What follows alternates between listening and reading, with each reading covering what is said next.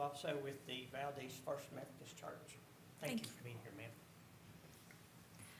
Let us pray. God of grace, we come before you as a privileged people to live here in Valdese.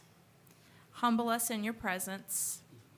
Remind us to shed away any pretenses and be reminded of those privileges. As discussions are had and opinions are heard and voices are raised, God, remind us of who we are and whose team we're all on. It's all these things that we ask. In your name and who we pray. Amen. Amen. Thank you. Allegiance to the flag of the United States of America and to the republic for which it stands, one nation, under God, indivisible, with liberty and justice for all. Thank you.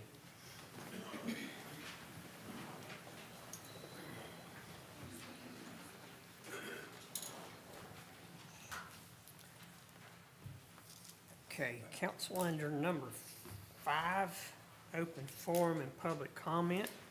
At this time, I'll ask Matthew Smith, who's one of our police officers. He's also a coach with Heritage Middle School, and he's going to recognize the Heritage Middle School wrestling team.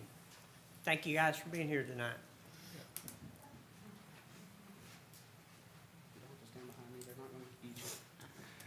All right. Evening, Mr. Mayor. I just wanted to take a second and recognize some of my wrestlers. This year, Heritage finished with a record of 6-4, securing a second-place finish in the Foothills Athletic Conference.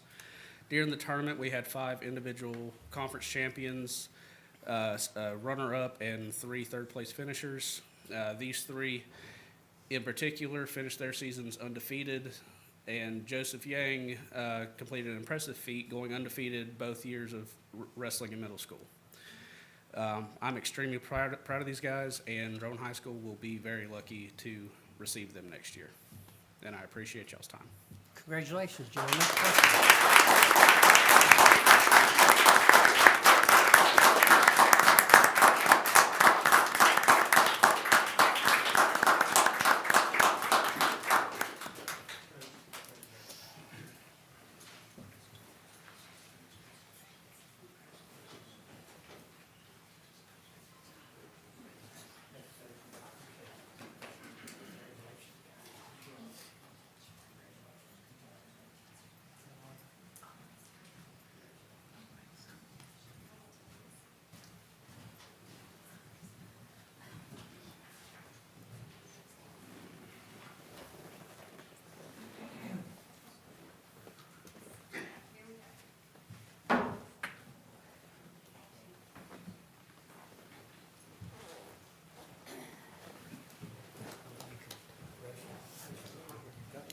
Real quick.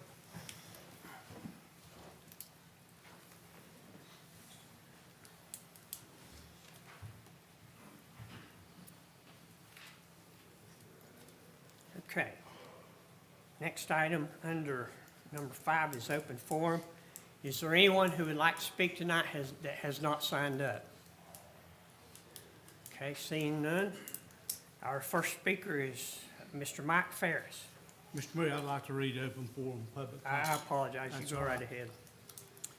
The council shall provide at least one period for public comment per month during a regular meeting unless no regular meeting is held that month.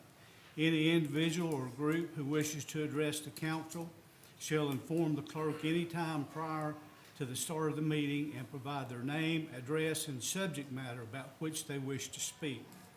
Persons must be present if they wish to address the council. Comments will be limited to 5 minutes per speaker. Open forum is not intended to require council or staff to answer impromptu questions. Speakers will address all comments to the entire council as a whole and not one individual member. Discussions between speaker and members of the audience will not be permitted. Speakers will maintain decor at all times. Speakers are expected to be courteous and respectful at all times, regardless of who occupies the council's chair. These guidelines will help to ensure that a safe and productive meeting is held and that all those wishing to address the council will be afforded the opportunity. Thank you. Thank you, sir. Sorry I forgot about you. Mr. Mike Ferris.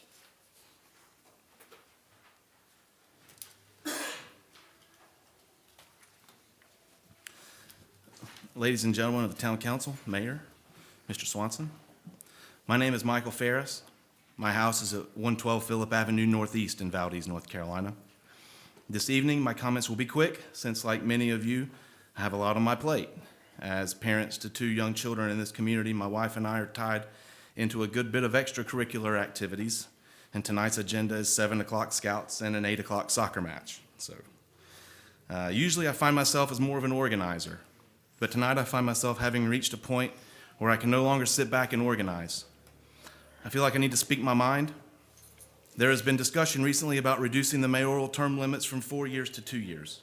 I, along with many of the citizens of this town, feel like this is an absolute disaster of an idea. In November of 1999, a friend of mine and a fantastic man by the name of Jim Hatley was elected as the mayor of Valdese. And he quickly learned that if he were to do the job that was required of him, then he would need more than 2 years. Subsequently, in June of 2000, the Valdese Town Charter was changed and the mayoral term limits were amended to 4 years.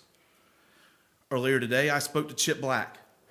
Chip has seen both sides of the Valdese governmental coin because he served as the councilman for Ward 3 from 1997 until he was appointed mayor in 2013. Chip served as mayor from 2013 until December of 2021, so he knows what he's talking about. Chip gave me permission to recount parts of our conversation, and I think that what he had to say is very wise. During that phone call, he made a few key points which I had failed to consider, but I think are relevant. 1, almost all the other mayor positions in the region have 4-year terms. Unless we want to become a laughingstock of townships in western North Carolina, which, to be honest, may have already happened, then we need to apply the same standards and opportunities to our leaders as other communities. We need to keep moving forward, not backward. The mayor is the official signer of contracts, the #1 town cheerleader, and the guide for the town council to make quality, solid decisions. How in the world is he supposed to foster those relationships when his term is shorter than the term of the people he's supposed to be working with and guiding? How is he supposed to be the #1 voice for the community when he's only here for the proverbial cup of coffee? To me, that seems ludicrous. 3, Mr. Black told me that due to the scope of the job, it takes 2 years to find your footing as mayor, then another 2 years to get good at it. I think anyone who has held any leadership position, if they're truly being honest, believes the same. I was the president of the Rotary Club of Valdese for the 2022-2023 year, and even for something that small, it took me 6 months to know what I was doing before I had 6 months to actually make a difference. I can only imagine how that scales when you're talking about a mayor position. The last thing that Chip told me when we were getting off the phone was this, quote, "If the person running for mayor isn't willing to commit 4 years to the position, then they shouldn't run, and you can quote me on that," end quote. Well, council, I think that some of you may think that this is a minor change, and you don't understand why I'm standing up here making such a big deal out of it. I can only tell you that you're right. I do think it's a big deal. It shows the capacity of this council to take things that are running well and thoroughly mess them up. First, it is delaying work on the Old Rock School so that it can't be done and showcased for one of the biggest days of the town's year, the Waldensian Festival. Then, it's the police station and the fire station, and it's the pool. Then it's the ridiculous notion to turn down state and federal funding in the form of grants. Then it's stripping the mayoral term limits from 4 years to 2 years for a reason that can't be fully explained, and if examined thoroughly through the lens of past decisions, could look like a way to manipulate the outcome. If the council decides to move forward with changing the terms of the mayor's office from 4 years to 2 years, this community will band together and you will have a fight on your hands. And just like Chip Black, you can quote me on that. Thank you. Thank you, sir. Mr. Rick McClure.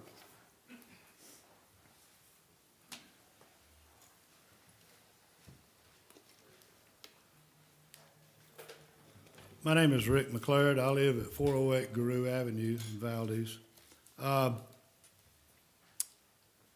I'm here to talk about several things tonight.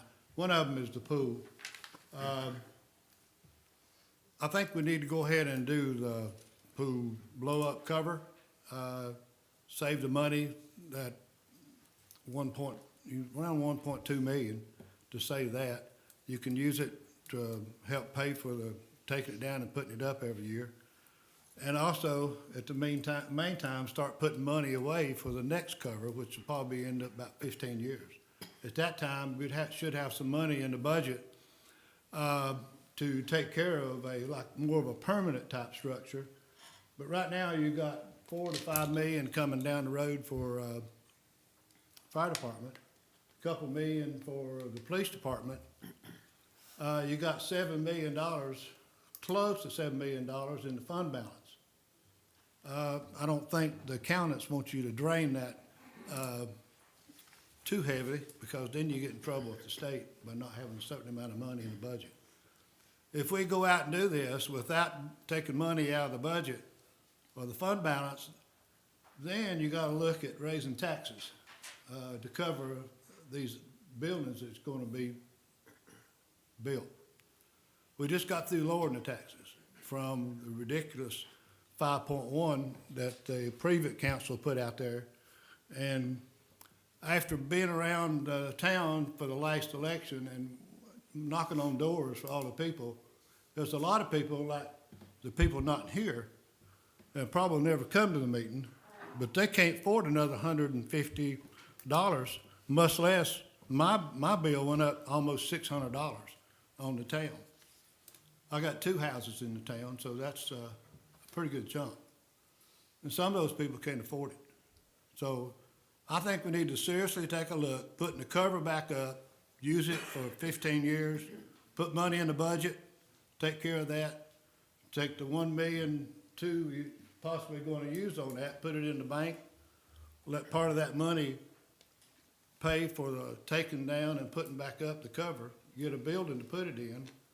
If I understand it right, the people will take the cover down and put it back up will also fix it if they tear it during that process. We didn't have that process last time. And they're looking at maybe putting it in a building instead of taking it down to the maintenance shop. So it gives it a place to put it.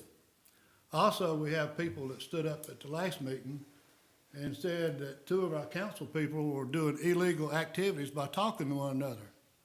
They need to look at the town charter and the minutes, well, not the minutes, but in there where it says 2 of our town people can talk to one another without getting in trouble. Then you had our local paper, which is called The Paper, put an article in the paper with a headline saying 2 of our council people were doing illegal activities with the talking back and forth. Now, I don't know if The Paper checked that out before they put it in, but it's not illegal. It's illegal to do 3 because that's the majority. 2 of these people, and they do it all the time, and they talk to one another. For somebody to stand up and say that's illegal, that's not quite right. You need to check and make sure, number one, is when you're making the statement, it's true. So there's a lot of things going on in the town, and we haven't hired a new manager yet. I'd love to see us getting a new manager. I don't think this stuff here going on is going to cause us not to get a manager. But I'd like to see us save some money, do the right things, and don't raise taxes on these people around here that really can't afford it. Thank you. Thank you. Miss Annette Skidmore.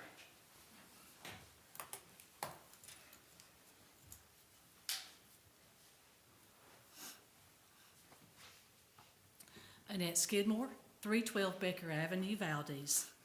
I want to thank the town council, mayor, and other important members for listening to me speak tonight. On August 30th, 1959, I became a resident of Valdese. I grew up on Sterling Street, attended Valdese schools, participated in various sports through the recreation department, attended town activities, and received my first paycheck at Alba Waldensian. In July 1986, my residency changed to Becker Avenue. This is where Tim and I bought our first and only home and raised our children. There are 12 houses on my dead-end street. There are single and family working households, a single working from home mom, a widower, retired and fixed income households. My street has 3 rental houses and an unoccupied house. On my street lives a Valdese first responder / fireman, a Valdese elementary teacher, and in my household, a former town councilman. Hopefully you understand when I hear negative references made about previous town councilmen, women, I take it personally and to heart. I am very proud of the former town councilman in my home, as well as the former town council men and women who dedicated their time, knowledge, and care for our town. The people who live on Becker Avenue are my neighbors. Almost every day I drive by Valdese Elementary School, where I was an educator and served the students and parents of the community of Valdese for 23 years. In Valdese, I eat in the restaurants where they know my name and often my order. I buy gas and groceries. I support local businesses. I participate in numerous activities provided by the Community Affairs Office. I exercise at the Valdese Recreation Center. I participate in activities sponsored by the Friends of the Valdese Rec, and I hike at Valdese Lakeside Park. I attend church, and until a few years ago, I banked in Valdese, until a corporate decision was made to close my hometown bank. Now it is an ATM machine in the parking lot. This is the town I live in. With all background provided, my focus tonight comes from the February 3rd Town Council meeting. On that night, a councilman stated that we are 2 towns with east and west sides. I've also heard 2 council members refer to wards 4 and 5 in the west side of town as being the poorest areas. I never realized that my neighborhood and where I lived are looked at in this way. Living in Valdese my entire life, the only references I have heard are East End Barbershop, East Valdese Baptist Church, and West End Street. There is a reference of East and West for garbage, recycling, and brush pickup. When I drive around our town, I see all types of progression. Very few so-called mill houses exist anymore. I see older homes that at one time were built by first home owners in what we now call affordable housing. I see our Valdese heritage and past, I see our present, and I see our future. Daily we hear negative remarks. We can choose words that reflect positiveness and self-worth. We do not live in a big city such as Eastside New York or West Philly. We are citizens who come from all kinds of backgrounds and workforces. My parents continue to live on Sterling Street. They both worked 40 plus years and retired from Alba Waldensian. Until their passing, they lived mainly on Social Security. I never thought of them as being poor and living on the poor west side of town. In my eyes, they were billionaires. Unlike some town council members, I look at my neighbors and my town in a different light. These are people I live beside, shop with, eat with, attend church, and talk to. I myself, and I feel many of my friends, neighbors, and citizens of Valdese are proud to say, we are Valdese, we are one town. Thank you.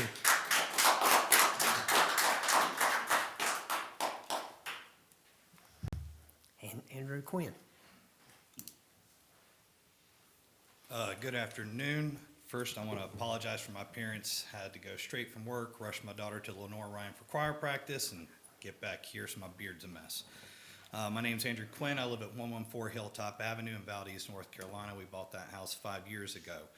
In the last 5 years, our house has gone up $100,000, and so I'm assuming we're not the only ones, and so I'm kind of wondering, where's all that tax revenue? And as I'm wondering that, I'm also wondering why my daughter's dance studio at Debbie Huffman's Dance Academy is flooded with septic water, and yet their claims being denied by the town. So I'm wondering why that's happening. I'm also wondering why there's such a stalemate when it comes to the police station and our fire station, and apparently this pool is really important to a lot of people.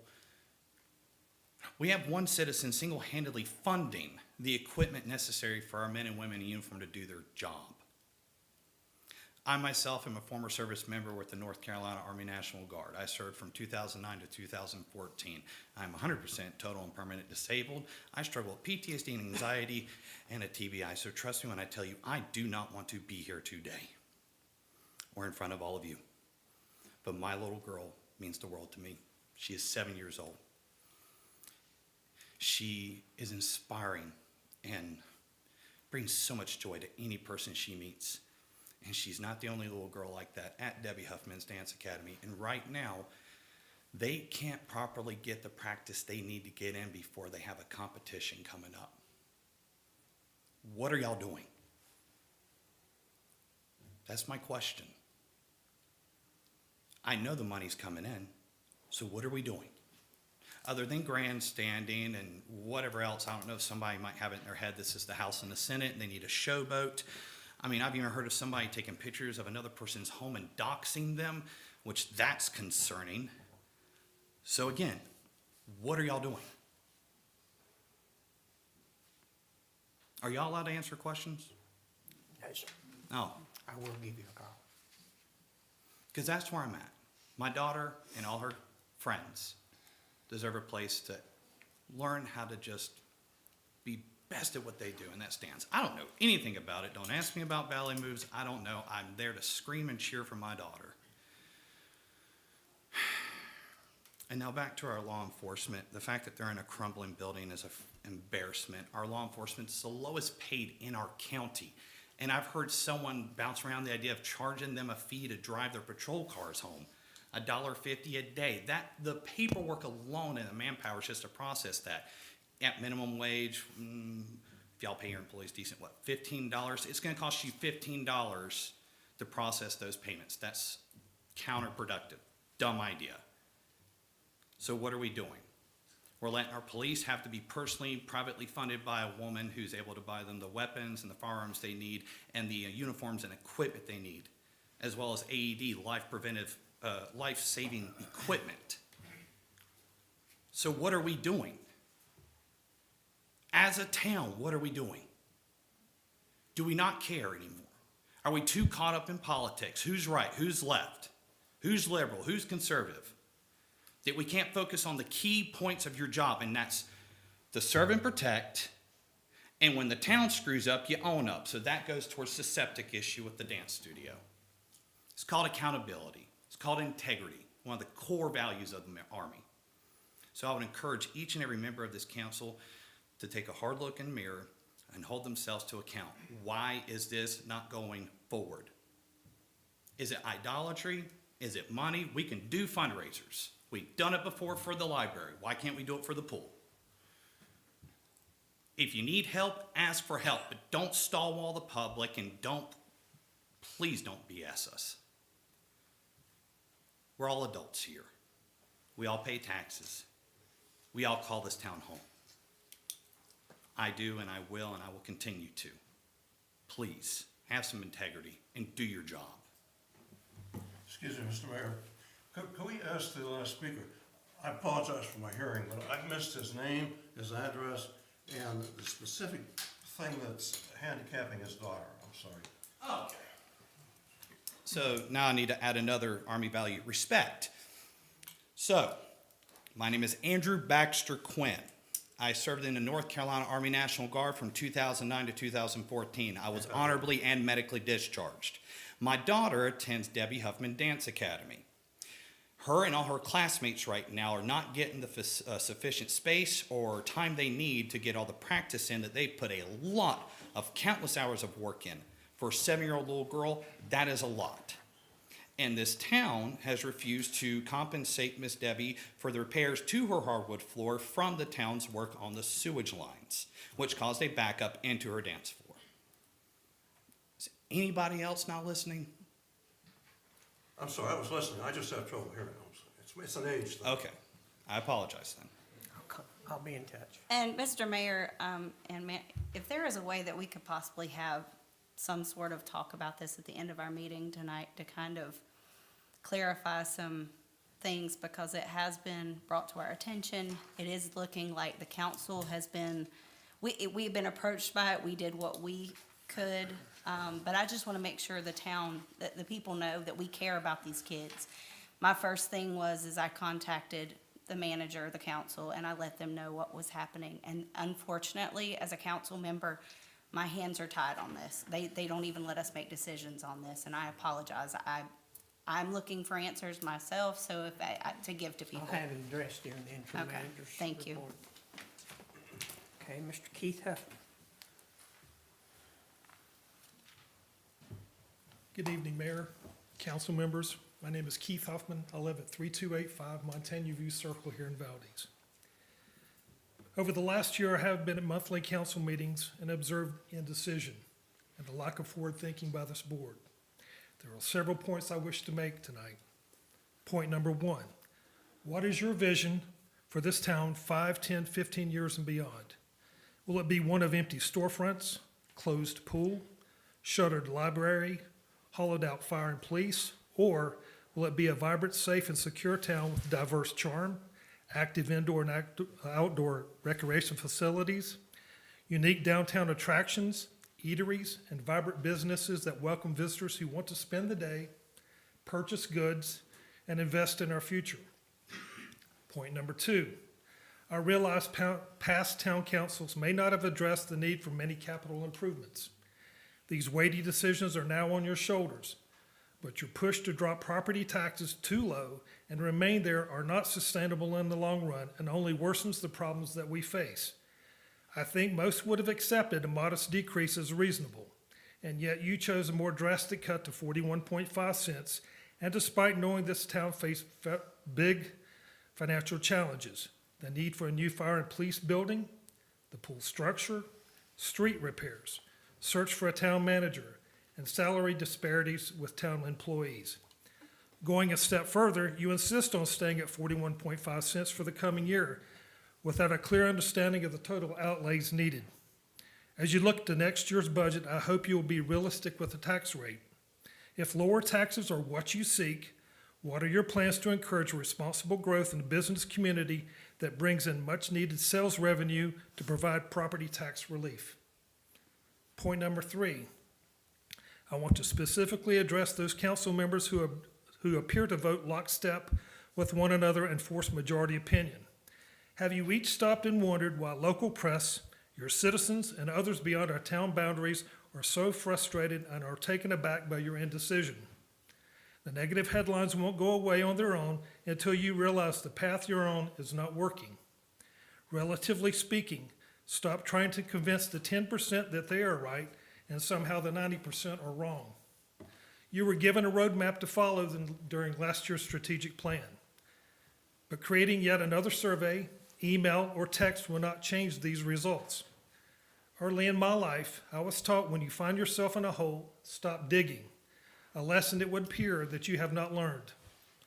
Point number four, our budget depends on federal and state grants. Be mindful they result in few employees and citizens alike who are willing to put in the hard work to research, draft, and secure those grants. Don't build people up into believing these hard-earned grants, once received, will not be put into good use. Put yourself in their shoes. To arbitrarily dismiss is both shameful and it discourages those who might be willing to roll up their sleeves again. What message do you convey to those government entities who determine those grants? How can you be taken seriously if you return the grants or fail to use them by their deadlines? Lastly, council members, please know that an indecision is a decision and a pattern. I will ask you again, what is your vision for this town and what will be your lasting legacy? Thank you. Thank you. Ms. Cole, ma'am.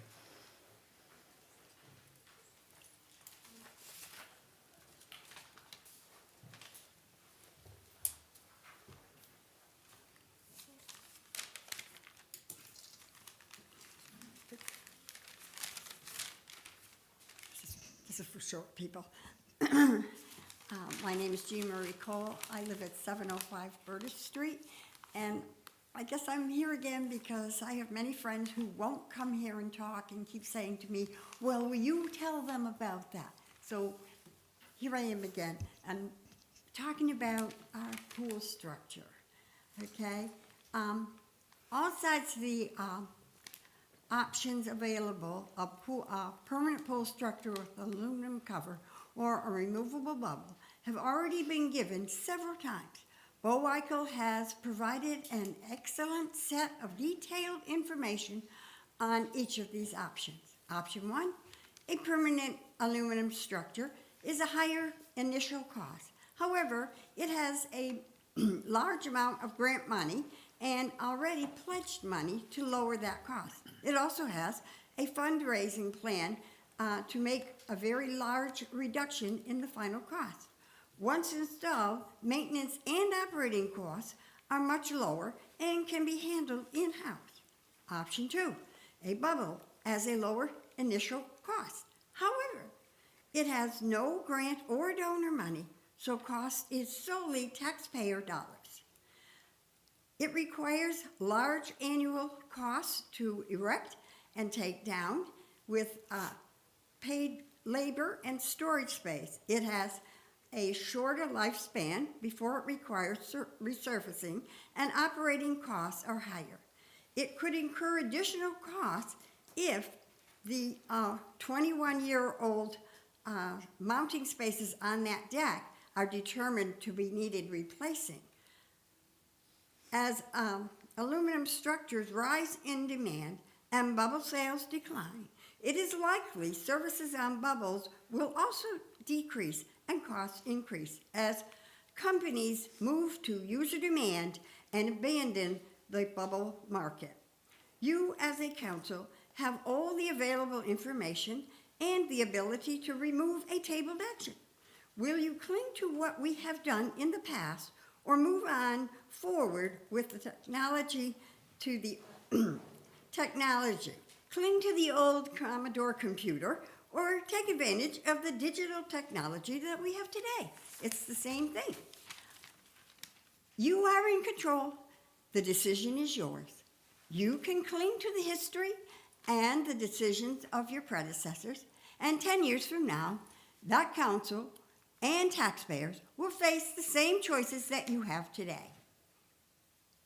You can take the leap and go with technology as it advances, and 10 years from now, that council and the taxpayers will marvel at the wisdom of your wise decisions and the money that you had saved over the years of time. And they will have no need to take any action. The choice is yours. We just need to be able to be in the water next winter. For some, that is a recreation. For some, that is learning a swimming skill and possibly entering competition. And for some, their health depends on being able to be in that water. Thank you for listening. Thank you, ma'am.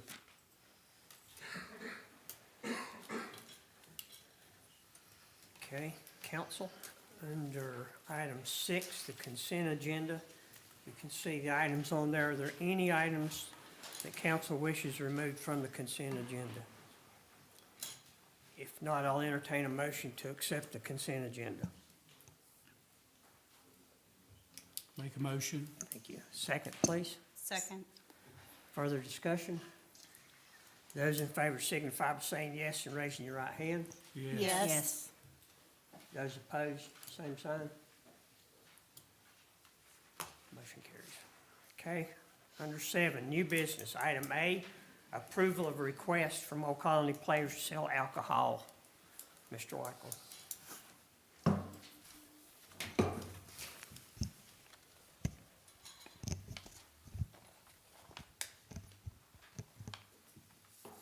me a second to get set up here. All right, so on the memo here, this is just the request to sell alcohol. They got their permit from the North Carolina ABC Board.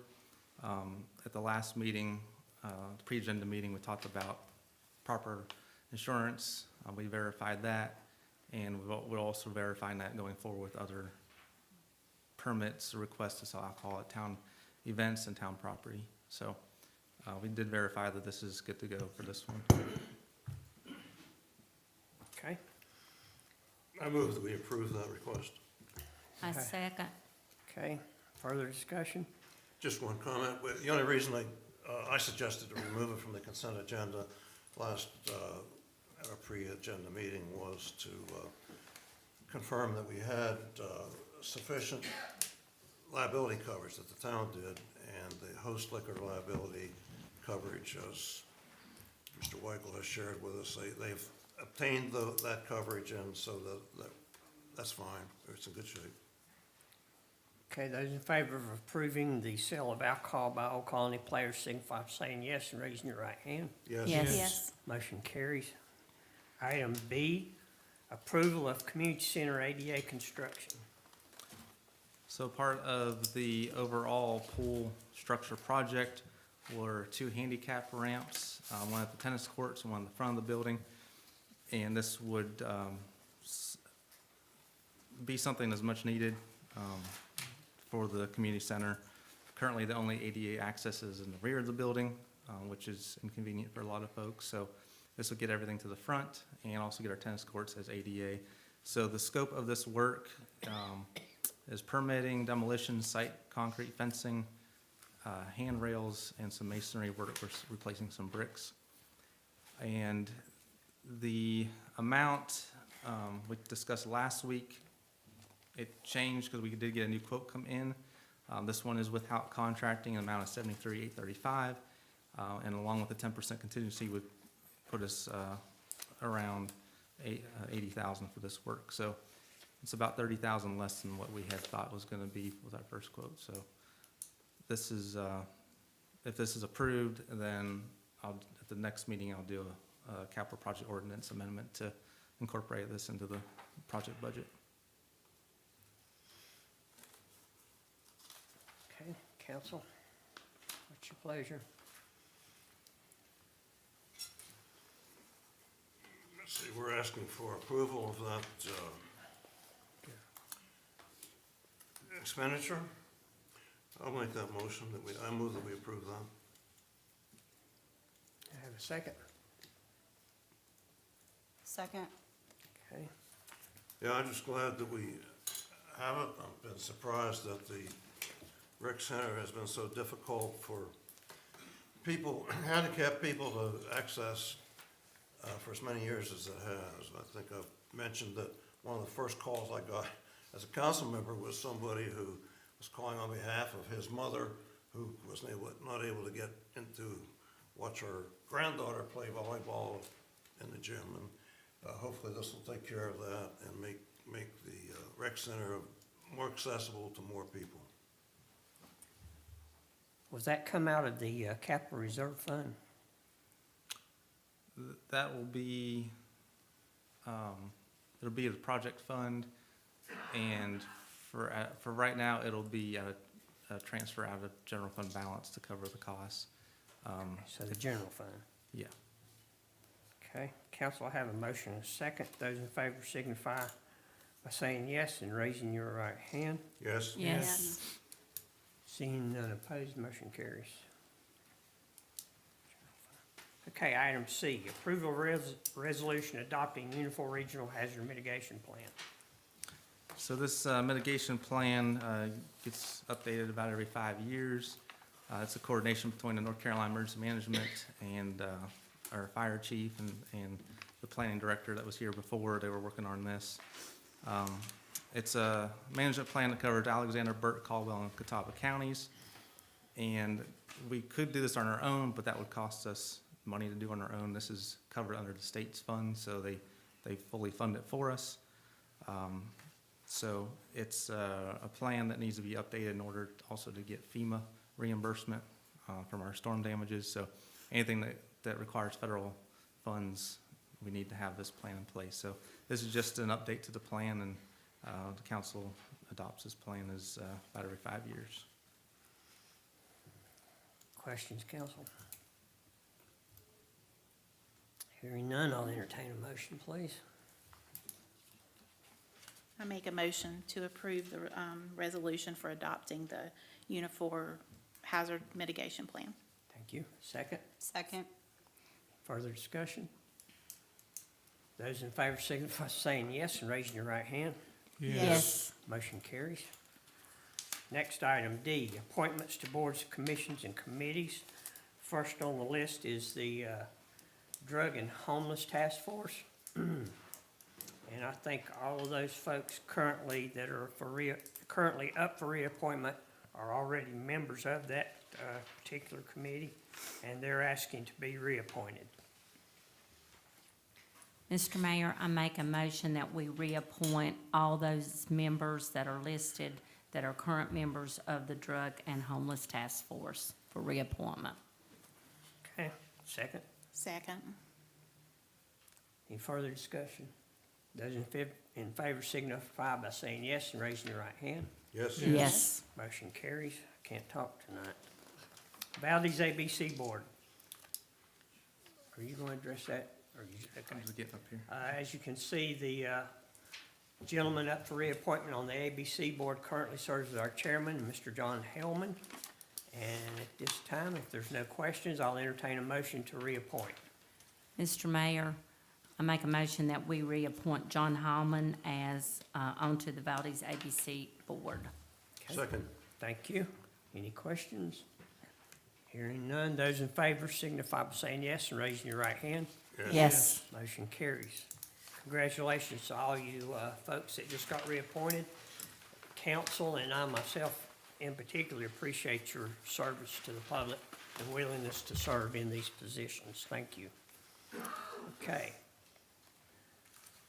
Item E, approval of resolution withdrawing from the Lovelady Road sidewalk, Phase 1. This was the same resolution that we had in last month's meeting in response to the January meeting. Council decided not to pursue that project at this time, so there's really two options at this point. This resolution would withdraw our application from that grant funding, and that would release the grant funds to go back into the pool of money for either Valdese to reapply for or other communities to obtain. The second option would just to do nothing and readdress this in a year or so from now. So the resolution here is to withdraw it if it is adopted. That's what would happen. Okay. Council? I move that we remove the tabled resolution from the table and vote on it. Second. And if I may comment on this, there's been a lot of misinformation about this, and I'm sorry that Mr. White used the word grant also. These funds are not grant funds. These funds are an allocation that the Greater Hickory Metropolitan Planning Organization, which represents 4 counties, had made available to them. Their federal funds.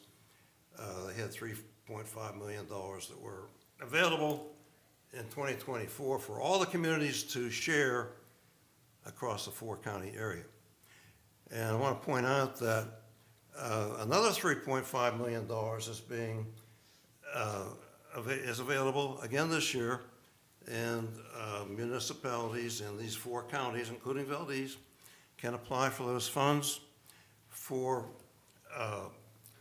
really pedestrian projects, sidewalks, bicycle paths, traffic lights that affect pedestrians, intersections that are dangerous for pedestrians. So there's another opportunity coming up. It opens on March 21st and it closes, I think, in the first or second day of May. Another $3.5 million that's available. Now this, presently the town is sitting on $1.1 million that the council unanimously decided not to use at the January meeting. At the February meeting, we had the same motion and second, and we tabled it to this meeting. But the point is, this is not a grant. It's not a use it or lose it. And a lot of grants, use it whether you need it or not, or you lose it. This is not that. This is an allocation of $1.1 million that if the town does not use for This project, it goes back into the pot for making almost 4.5 million available this year to apply for. And for example, as far as making application this year, just to give you a couple of examples. We might apply for funding to support a bicycle path on our streets, a lined and marked bicycle path to provide safe passage for children on the far side of town to get to the rec center and pool over the summer. Another one that occurred to me as a possibility is that we're going to do something with this lot next door at 200 Massel Avenue. We're looking at 3 public safety building options, 2 of which would use that lot. When that's done, the town almost has to provide a sidewalk up Massel Avenue to connect the town hall with that public safety building. That would be from Rudderett Street to Prairie Avenue, basically.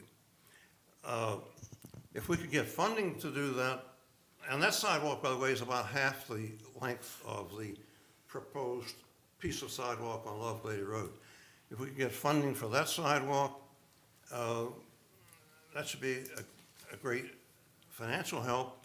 In addition to that, that would create about a 1 mile loop from the square on Main Street down past the Valdese Museum, the post office, the town hall, across the street from this wonderful sculpture garden we have with iron sculptures that commemorates the arrival of the Waldensians who settled the town, over to Prairie Street, back up to Main Street, to the drugstores, shops, Founders Square, and back to the square. I mean, that's a 1 mile pedestrian loop by sidewalk that does not exist now, and I think a lot of people might find that to be useful. So that's an example, but at any rate, right now, the 4-county area is looking at $3.5 million that the municipalities can go out and apply for pedestrian projects to be funded with 20% matching. And if the town of Valdese releases the 1.1 million we've been sitting on, that will make 4.6 million available, or we can continue sitting on it. And of course, it's not available. But I also think, unlike grants, I mean, I've heard it said, if you don't take a grant, you'll never get it again. Well, in this case, the agency that approves allocating those funds is our neighbors. You know, it's the Transportation Advisory Council Committee for the Greater Hickory area, which encompasses 4 counties.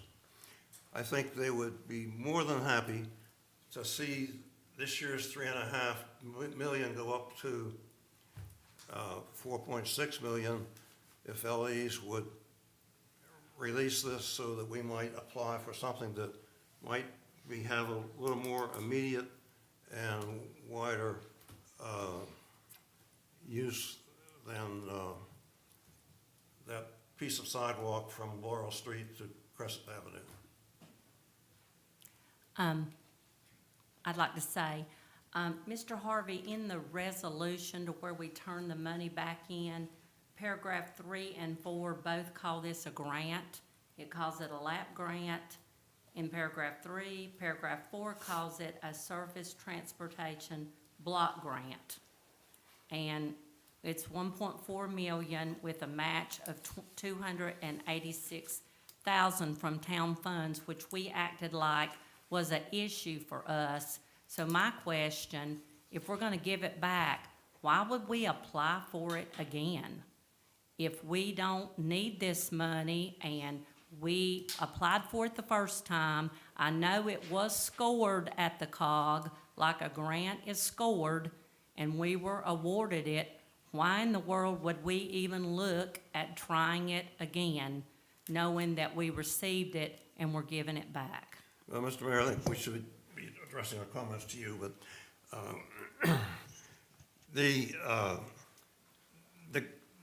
it was a federal grant that went to the four-county area.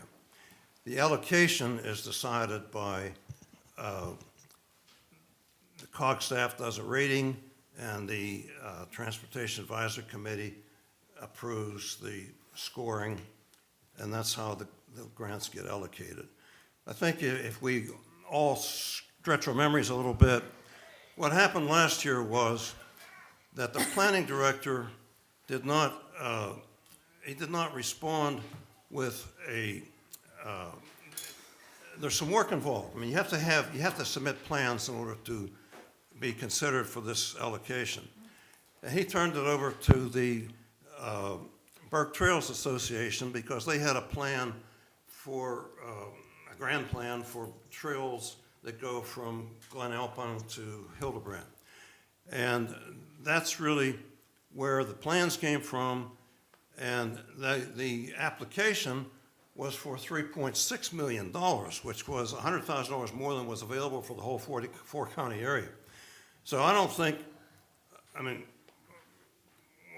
know who could answer why we did that, but we did it, and frankly, it went through on a consent agenda last year. I didn't see any point in raising a question then because we were asking for more than was available. But what we got was one piece, about a third of it. The second piece of that sidewalk in 2024 dollars is $2.3 million. That's the total cost of that exit 113 bridge across I-40 that just got completed. So the likelihood that that sidewalk would ever be finished is pretty skim. So at any rate, you know, we can continue sitting on it, or we can put that money back to use for Valdese and 20 or 30 of our neighboring municipalities. Mr. Mayor, I want to clarify that based on an email that we received, I think, Mr. Harvey, you sent it out to Daniel from the COG. He was very clear that this money was not turned over to the Burke Trails, that this money was for the town of Valdese. That was his answer in the email that I don't think that was his answer, I'm sorry. That was his answer. I'm sorry it wasn't. Well, I will pull up the email. It was his answer, that it was the town of Valdese, not Burke Trails funds. That the nonprofits could not participate in this. It had to be the town that funded this grant. Mr. Mayor, I would also like to clarify, if we stretch our memories back, that my understanding is that Friends of the Valdese Wreck, as well as the Burke Trail Association, wrote letters of support when this application was submitted. And I don't know if that's where the confusion might lie in believing that it was turned over to the trail group, but that is not true. It was always a town of Valdese project, and it has been called a grant, even though now we're trying to say that it might not be one. And if we look at the pedestrian plan that the town council approved in 2016, the Lovelady corridor was at the top of that should be a priority from that pedestrian plan, that this project was dovetailing into and making part of that. Mr. Mayor, actually, the first one was, Just let her finish, please. I thought she was through. I apologize. I was just making the point that the Lovelady corridor was part of that walk RCV, Rutherford College Valdese pedestrian plan that was completed in 2016, and that the council had approved, and this project was part of that plan. Okay, Ms. Ford? And, Mr. Mayor, no one would have probably even realized what Walk RCV was on our council if I hadn't woke up at 2:30 in the morning to find it, because everybody was kind of, from what I've heard, nobody even remembered it being a thing. But the first thing that was on the list, according to residents of Valdese, was the Carolina Street area, because that just makes sense for our town to want to look at that, because you're looking at Praley Street, coming down Carolina. You've got people going to the rec. You've got people going to our downtown where we have businesses where they can spend their money. There's a lot more, there's a considerable amount more of citizens that live on that area. I know eventually we will have more, but if we had a chance to make, I don't see, and I'm on that road all the time. I'm on Lovelady a lot.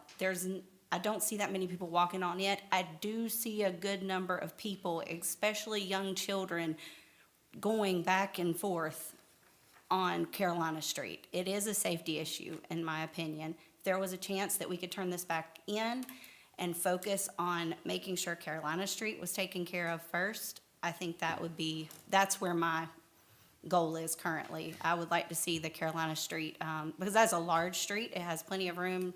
Recently, when I was in New Orleans, I saw how effective those bike paths were to and from town, where it worked the same. You had your sidewalk with the bike path, and it was great because there's a lot of teenagers who go to the rec center. That's why I support the rec center the way I do, and because my kids have been going there and I know people are.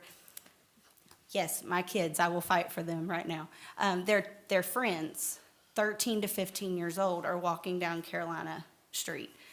They're walking from Prelude, they're walking from Church Street.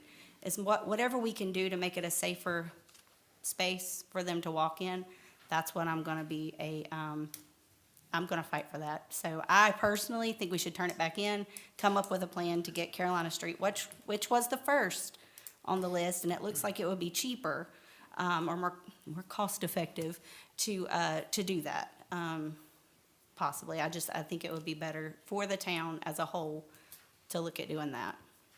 Mr. Mayor, Yes, ma'am. also want to mention that Carolina Street has already been identified when exit 111 is to be renovated. Carolina Street was supposed to have sidewalks and bike paths added at that time because the trail system was going to have their headquarters as part of all of that. So that there is a big blueprint for all of that, and Carolina has been identified at that point of getting sidewalks and bicycle paths.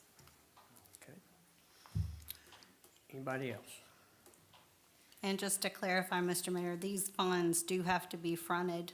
The $1.2 million does have to be upfront when we pay for items, so it has to come out of our general fund first, and then we have to wait on the federal government to reimburse us. It's a reimbursement, just like other grants we do. How long does that reimbursement usually take? I think we were told 30 days. I think Well, we can submit we can submit for reimbursement every 30 days, but how long it takes them to actually cut us a check, I can't tell you. Mr. Mayor, could we call the question, please? I want to. And with a roll call vote. I'd like to go back to your motion because I'm a little confused. I think your motion was to table this again because you also talked about turning the money back in. So if you just clarify your motion. No, my motion was to remove it from the table, and that was seconded. So no action. Any further discussion? Those in favor of removing this from the table, signify by saying yes and raise your right hand. Yes. And those opposed? Motion carries. Thank you, council. Item F. Now, excuse me, Mr. Mayor, I think now we return to the motion that was tabled, that has been moved and seconded. You would have that, I presume. From last month? We haven't voted on the Last month. resolution to withdraw. From last month. Is that right? Sir? We haven't voted on the resolution to withdraw it yet. Correct. Right. That's correct. We had a motion. I think Mr. Harvey made that. Is that correct, from last month?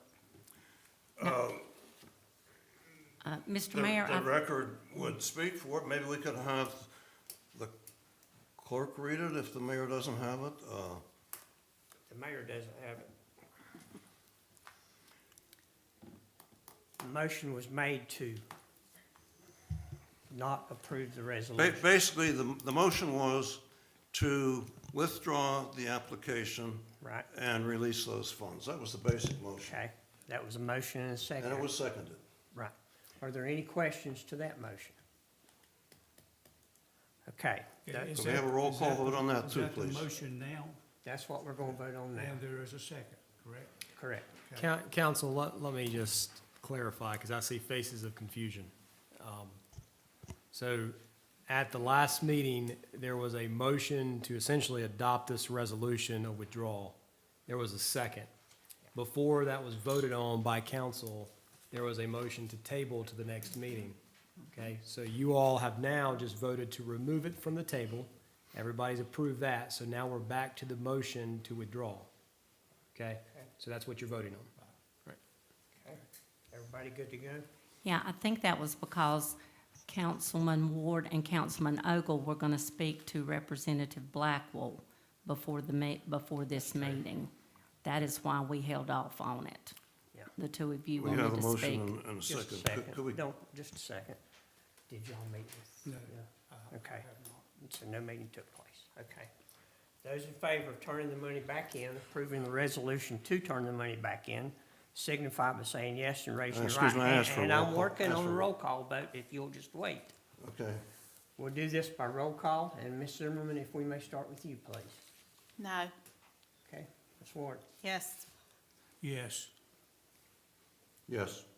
No. Okay, motion carries 3-2 that the money will be turned back in. Okay.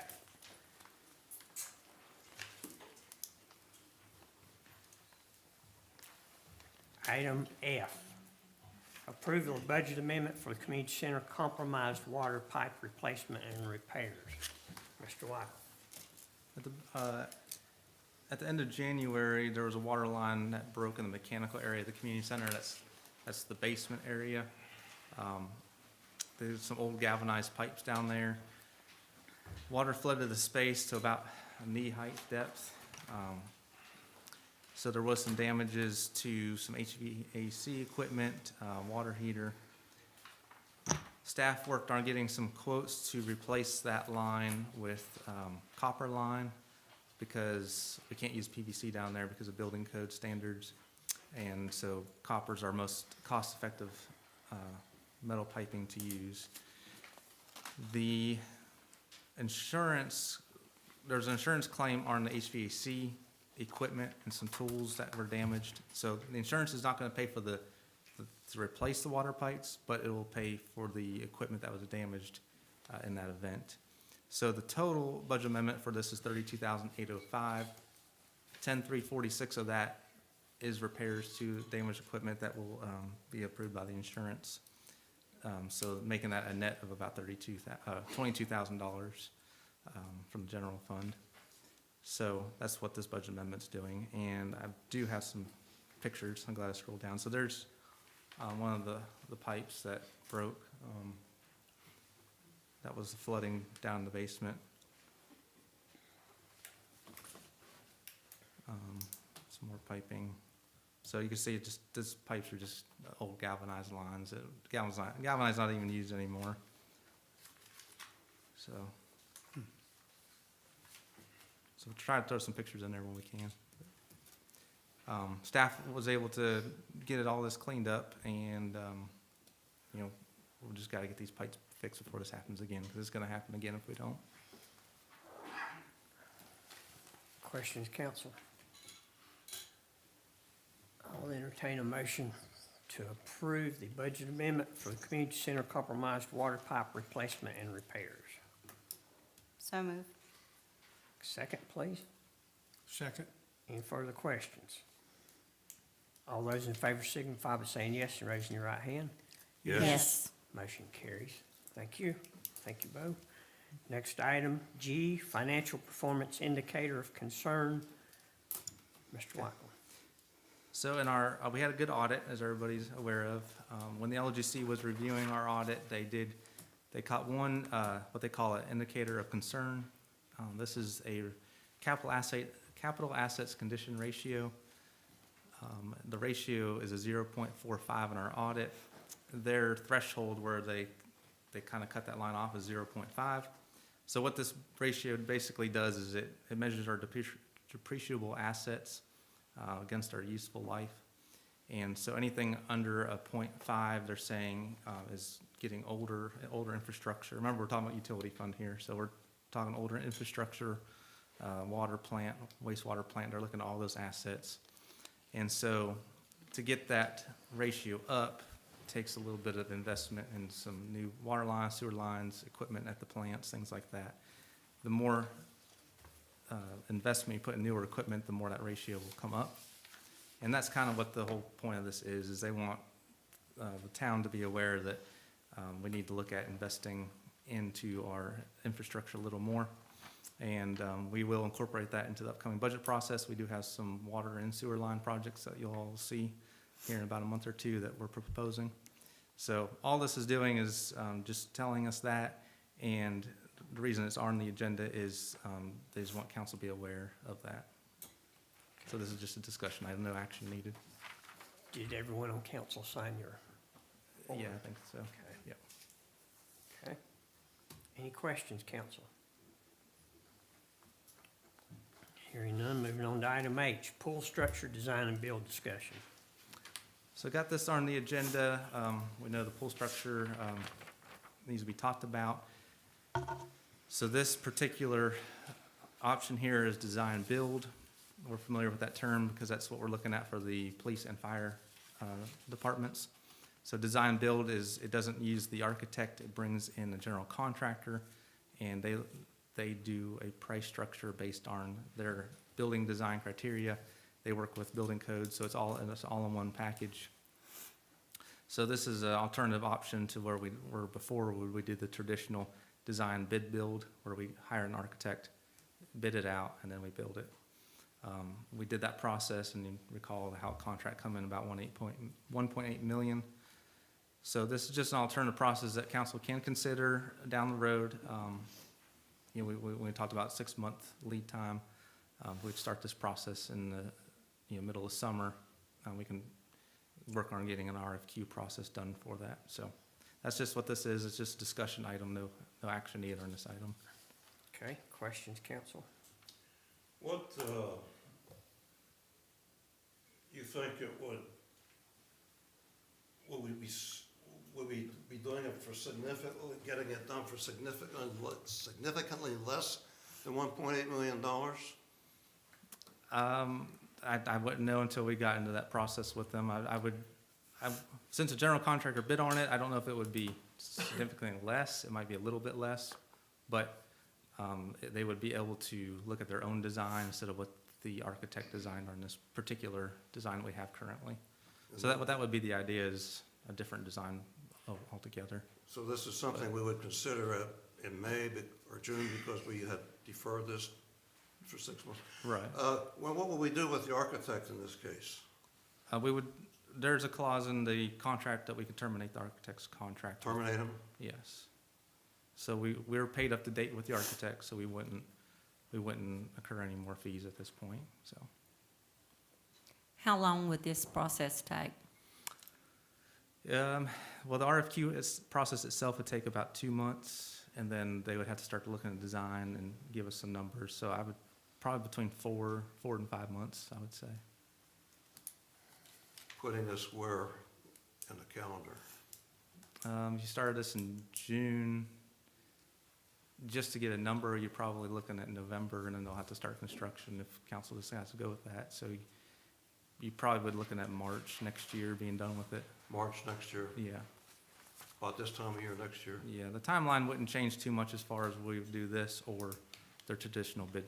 If we went back to the traditional, what we'll have to do, we'll have to amend our contract with the architect, because they have a clause in there that anything delayed more than 3 months, that we have to get updated pricing from them. And then we'd have to go back with the bid process with them. So it'll be, a couple more $1,000 probably on top of what contract we have. So. Mr. Mayor, I would like to go through a quick PowerPoint presentation, if I might, on an alternative approach. And to do that, I would need to step to the podium. Is there any problem with that? Yeah, go ahead. Thank you. I use the term step loosely.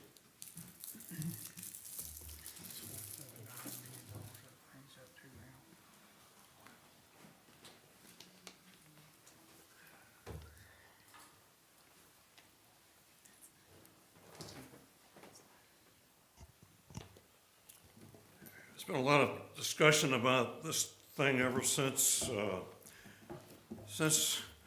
November 2023, when the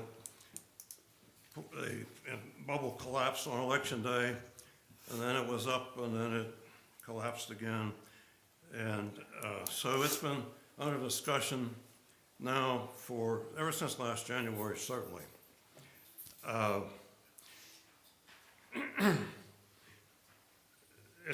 It was surprising, I suppose, that the bubble died in January 2024, because in June 2022, during the budget planning meeting, the manager stated that the exterior lining is fine, the internal lining was repaired, the bubble's good for 10+ years.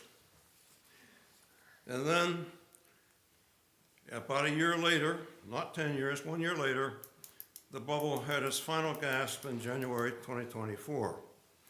The council was presented with 3 alternative solutions at that time: a new bubble, a replacement bubble for estimated $429,000, a retractable dome of some type for $1.8 million, and then a rigid aluminum frame with plastic panels for somewhere between $450,000 and $750,000.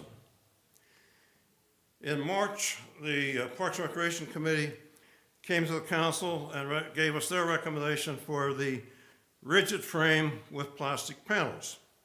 They did not have a cost at that time, but in April, they came back with an estimate of $569,000, but with some big unknowns: site preparation, construction costs, and warranty.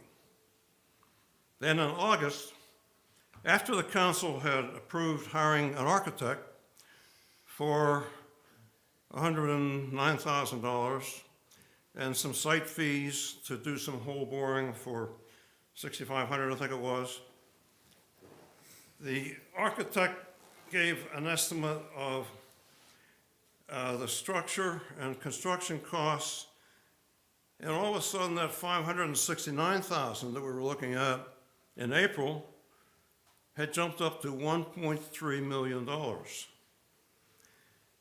If that wasn't bad enough, in December, after the architect went out for bids and came back with only one bid, that bid was 25% over his August estimate.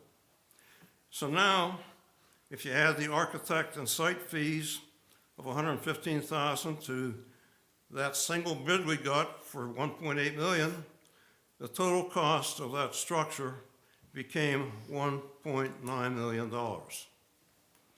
So here we are, March 3, 2025. We have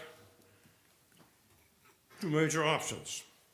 We can stick with the rigid frame, with the roof and panels, and we do have a grant for that. It's a real grant. And we also have a $100,000 matching donation. You take that out of the $1.9 million, and it's going to cost the town $1.4 million for that rigid structure with the plastic panels that get removed each year. The earliest open date, we heard March, maybe March or April of 2026. In other words, the pool will be closed for 3 winters in a row if we went with that option. On the other hand, the latest numbers we've seen for a replacement inflatable dome, it would cost, forgetting about no grant money involved, the cost would be $650,000. And it could be open this fall. So those are the basic options.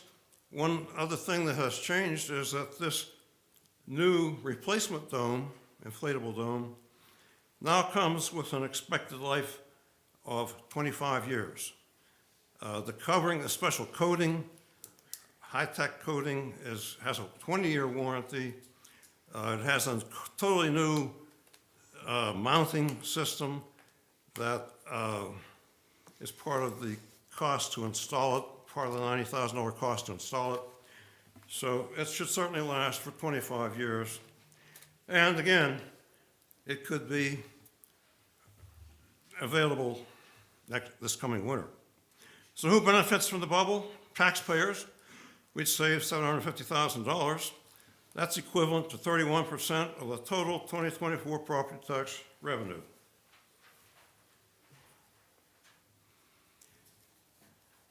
Who benefits from the bubble? The winter summer swimmers and the high school teams could start this fall. The aerobics classes could pick back up, and many of the people who take aerobics, especially those in, none of them are as old as me, but in my age bracket, are doing it for medical reasons. Private swim teams could start using our pool again, and of course, all of the people who have full aquatics memberships. Who else benefits from the bubble? Thousands of summer swimmers, along with all of the above.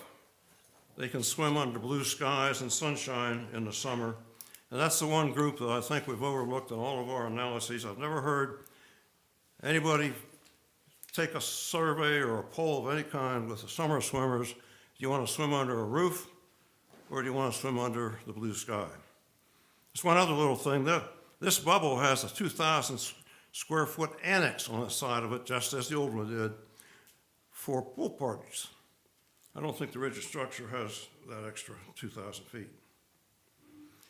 Even in Minnesota, with average winter temperatures that run from 9 degrees Fahrenheit to 26 degrees Fahrenheit,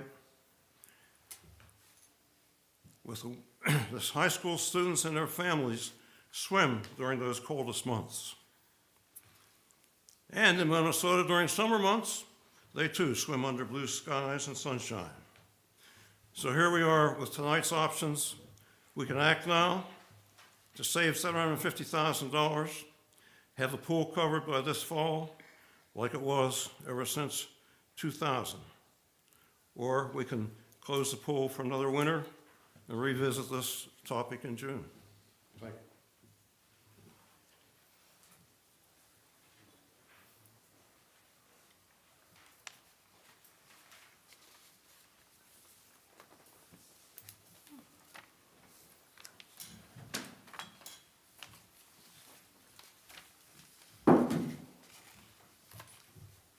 Council? Well, Mr. Mayor, I would like to make a motion. I move that we authorize the manager to execute a contract to purchase the Yeadon inflatable dome and backup power supply for installation no later than October 2025, and to take any actions necessary to terminate the existing architect contract. Second. Discussion? Mr. Mayor, Yes, ma'am. I want to start off by saying that I'm a huge supporter of year-round swimming. My sons have participated in many swim events and parties at the Valdese Rec during winter months. My oldest son was a lifeguard at the rec and was able to work year-round in this job during high school because of the year-round pool. As a former high school principal, I went to many swim meets held at the indoor pool as I supported swimmers from my school. After I retired, I joined Linda Kidd's morning swim classes for exercise, so I know the importance of year-round swimming in Valdese. I appreciate an email the council received this week from Brett Watson, a former aquatic supervisor at the Valdese Rec. He updated numbers for the pool from his time as supervisor and estimated that around 6,500 people used the year-round pool during 30 weeks of an indoor season. This is much more in line than the previous number of 61, which had been floated around. But let's look at what's happened in the last several months. Our council asked the Parks and Recreation Commission for a recommendation about the pool after the bubble collapsed. The Parks and Recreation Commission came back with a recommendation for a permanent structure. In addition, they wrote a Parks and Recreation Trust Fund Accessible Parks Project Grant requesting funds for ADA access for the Valdese Recreation Facility, as well as funds for a permanent structure. The grant of $500,000 was awarded in August. Bids were then sent out for this project. At the December 2nd, 2024 meeting of this council, Councilman Ogle made a motion to proceed with the construction of the permanent pool structure with Houck Contracting. The vote of this council was unanimous for this motion. Also at this meeting, I made a motion to accept the grant from the Parks and Recreation Trust Fund Accessible Parks Project. This vote was also unanimous. In January, the council was asked to vote for the construction documents from Houck Construction for the permanent pool structure. Councilman Harvey made a motion to table this item for 6 months to give an opportunity to get a response back from the RFQ for the public safety facility. Citizens were told that the public safety facilities were top priority and council could not move on this item until we knew the cost of the public safety. Then tonight, we have a motion to proceed with the dome structure rather than a permanent structure for the pool. So the questions I have, what direction is this council going in? In December, you unanimously approved the structure, and in January, you put it on hold for 6 months, and then in March, which is not 6 months later, you decide to move to a dome structure. What has happened that has caused us to say we do not have to wait 6 months on the public safety facilities? We do not have bids yet on our public safety. I can respond to a couple of those points. December, the motion was not to approve a contract. In December, the motion was to accept the bid. We only had one bid, and to approve the grant application. We had to do that in order to move ahead with the ADA compliant work that we just approved tonight. So and the other thing that's changed, well, two other things have changed. One is, we've heard a lot of citizens say they'd like to have that pool open in the wintertime. It could have been open this winter if we had gone with the first recommendation that came from our Parks and Recreation Director of replacing that bubble. But instead, we were taken down a path, chasing a rigid structure without any knowledge of what it was going to cost. And that's the problem with the grant that we applied for also. It was written around that structure, but nobody knew what the structure was going to cost. They thought it was going to be maybe $700,000, not $1.9 million. And that's what's changed now. We're looking at, can the town make an investment at this time of $650,000, get that pool covered this year, let high school teams and people who don't have that much time left who need their aerobic exercise and all the other winter swimmers swim this fall? Or do we wait till June and figure out if we really want to spend another $1.4 million instead of $650,000? That's where we are. But we don't have the public safety cost. That's my point. Also, our citizens engaged in strategic planning in February and March of 2024. This was a chance to give all citizens an opportunity to have their voices heard. The citizens said they wanted a permanent structure over the pool. It's right here in the plan. Are we going to give them a voice? Are we going to listen? They said they want a permanent structure. I didn't hear that. I don't think that's It's written. in the plan, right here. Shouldn't be written as a permanent structure. Construct a permanent structure over the pool at the Valdese Aquatic and Fitness Center, right here. It says it. That wasn't a citizen's document, that was a document that COG produced as a result Of strategic citizens' planning. input. The strategic planning that took place in February, we didn't know about the rigid structure at that time. Mr. But Mayor, anyway, it's here.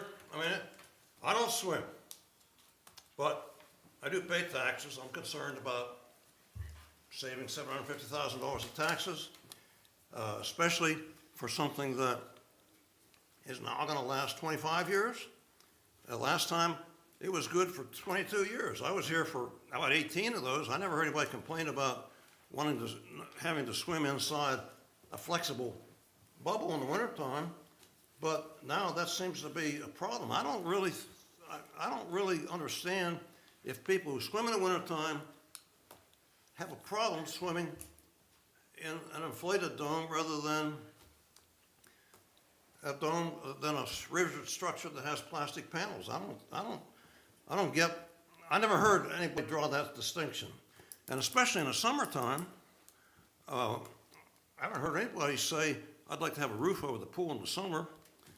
And as far as those pool parties, I've heard a lot of people say those pool parties are great. We need that 2,000 square foot annex, which the bubble has, to continue those pool parties and let those go on again. Mr. Mayor, yes. I would like to ask, I think Bo some questions regarding the Yeadon information that we got about the dome. I don't think in the presentation, we haven't touched on the up-down service that Yeadon said they could provide, which I think was what, $55,000 a year? Yeah, to take it, we'll put it up at the beginning of the season, take it down at the end of the season. Right. So 10 years, that's $550,000. Yeah, so in comparison, it was about 27,000 each time. Right. In the past, the town has done that itself, and there's been a lot of risk with that. Some people have gotten injured, so that's why we're proposing if a dome option is what council chooses, that it would be recommended that Yeadon be in charge of putting it up and down. It costs the town right around $15,000 if we did it ourselves, so they're about $10,000 to $11,000 more than what we could do it for. But they have the expert to do it all the time, and if it is damaged, then it's not our people damaging it, it's their people damaging it. But they know how to take extra good care of it to make it last longer. And I guess we don't know that pricing is guaranteed either. They could up that possibly as time goes on if we were to proceed with that kind of plan. Sure, yeah, as any service oriented business, they might have price Okay. increases. We also talked about a storage unit to house the bubble when it's not in use, because I think it used to go to Public Works, and now it was suggested maybe putting it closer to the gym. So is that cost included somewhere? Yeah, so we're looking at something like a metal building, something around $25,000 that we can house it there, because when you transport it, the farther you transport, the more it's moved around, the more longevity you take away from it. So if we can get it housed on site, then that would let it last longer. And that cost that we talked about is not built into the Yeadon quote, but the overall cost, I included that in there. Right. Yeah. And also in Yeadon's brochure on page 11, it says that the customer's top 3 supports that they get from the company are the up-down services, service and training, and then in control and maintenance support and training. So besides those up-down services, do we need to be thinking about an ongoing support, and what's that annual cost? Did we have that before? Is that something to keep it viable that you would need to also consider the cost of that? I'm not quite sure what you're referring to there, but Right. the staff do stay trained on how to. They just said they had a service contract, and I didn't know if that was something there that we would pay some type of annual contract to have them ready for service or something like that, Gotcha. so. Yeah, we didn't that have would that in the just past, burn and I don't see a need where we'd have it now. Okay, all right. Does that cost include the site prep? The cost of the saving the $750? The site prep for putting up a bubble? Yeah, so with the dome, I'm trying to call it a dome, it sounds a little better, but with the dome structure, the site cost, concrete work, because you gotta put new concrete in and put the anchors in that new concrete, that was $94,000.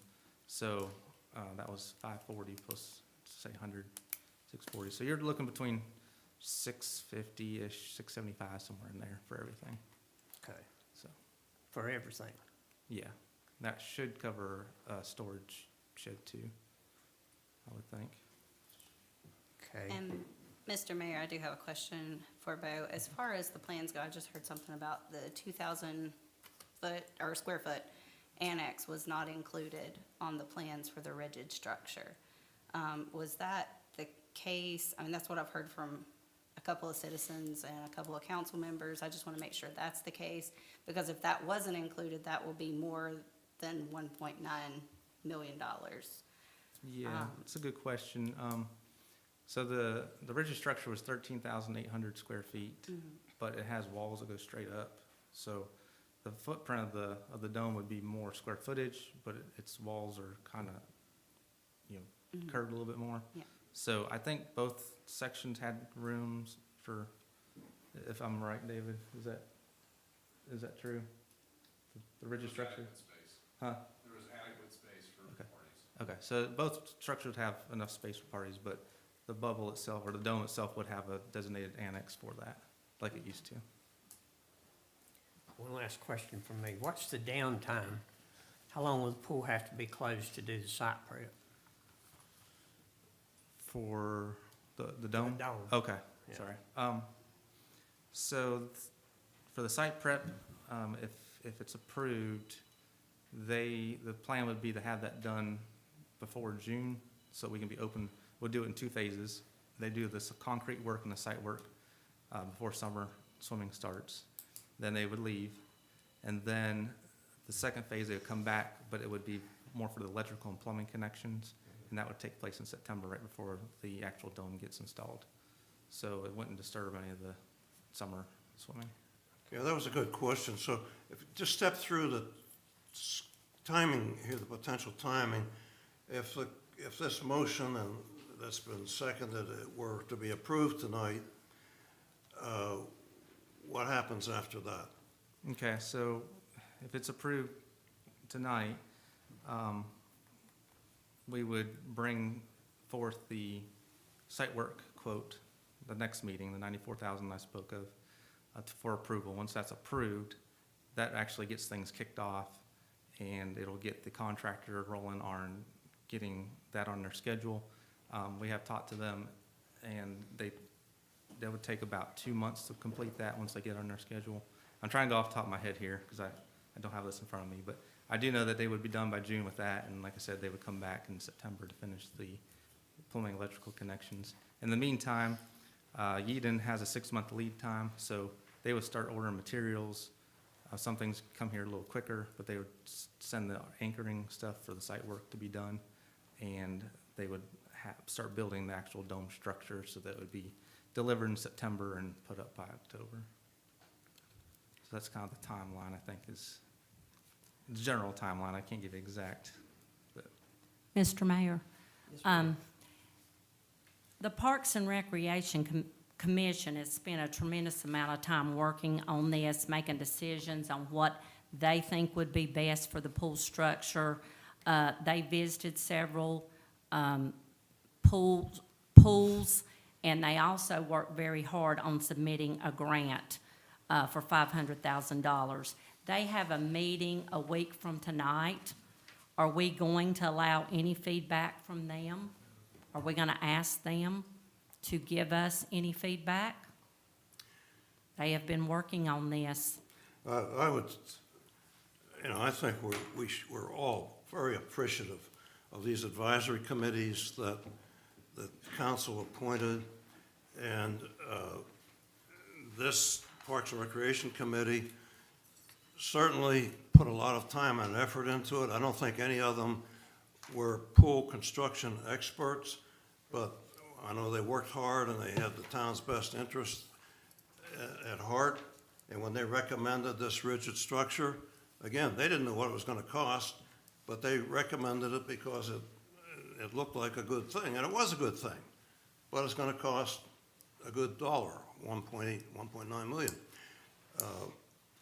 I can especially empathize with that committee because the Facilities Review Committee made up of 5 people who had 150-some years of construction experience, visited fire stations, and traveled over the area and spent hours reviewing proposals.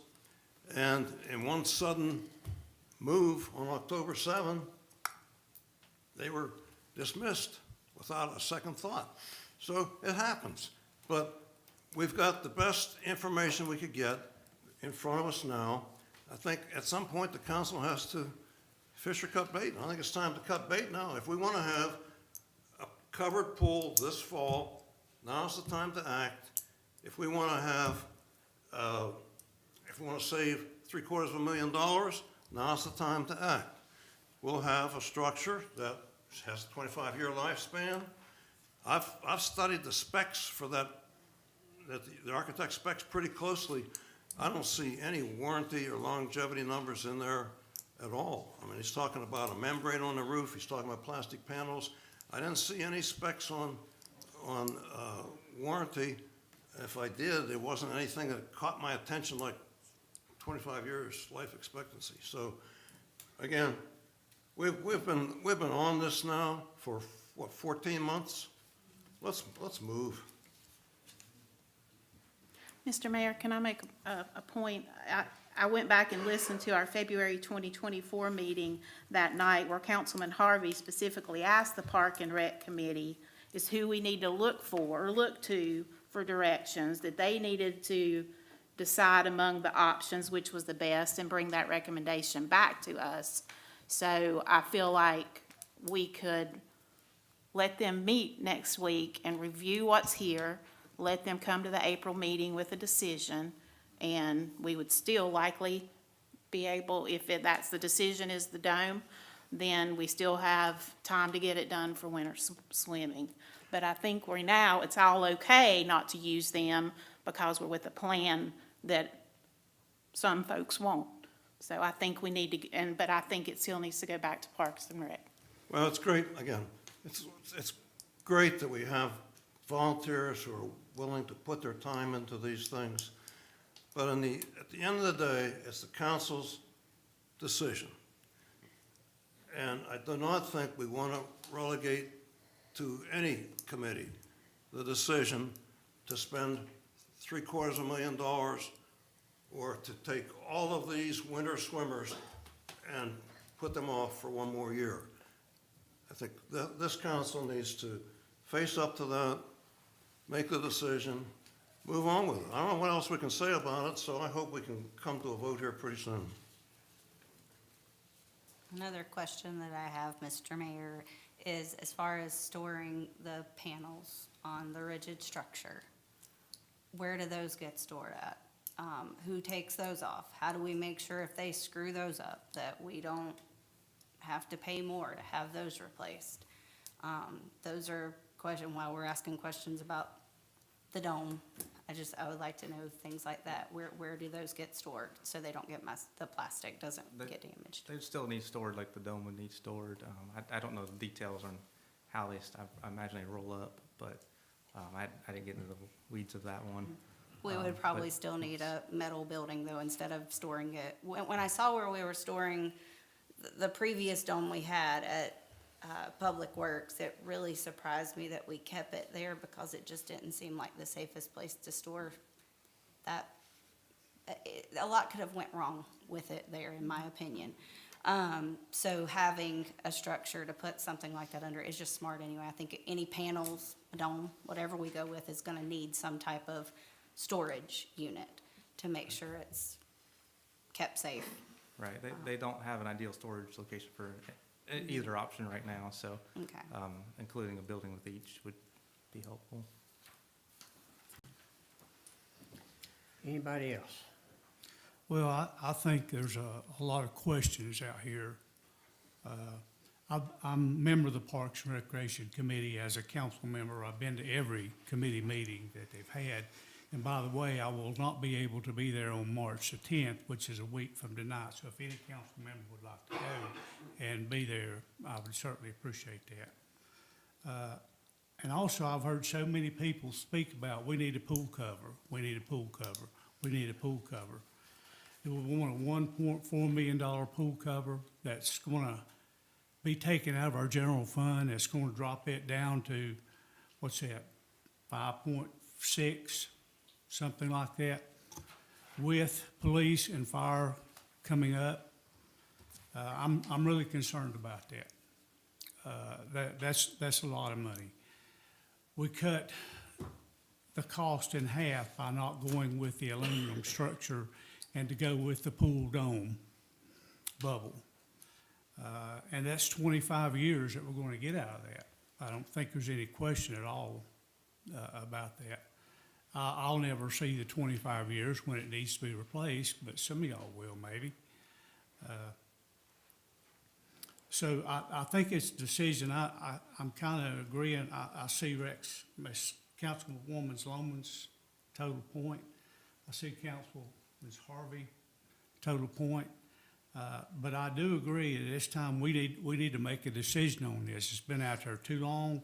We've been talked to numerous times about it, good or bad. People all in support of it. I don't have a problem with the dome at all. I really don't. I think, and especially when you're looking at $800,000 cheaper. And that's our tax money, folks, that we all pay. That's our tax money. And that's all I got to say. Anyone else? Councilman Harvey, since it's been so long, would you mind repeating your motion, please? I would be happy to. I move to authorize the manager to execute a contract to purchase the Yaden inflatable dome and backup power supply for installation no later than October 2025, and to take any actions necessary to terminate the existing architect contract. Okay, and you're good with your second, ma'am?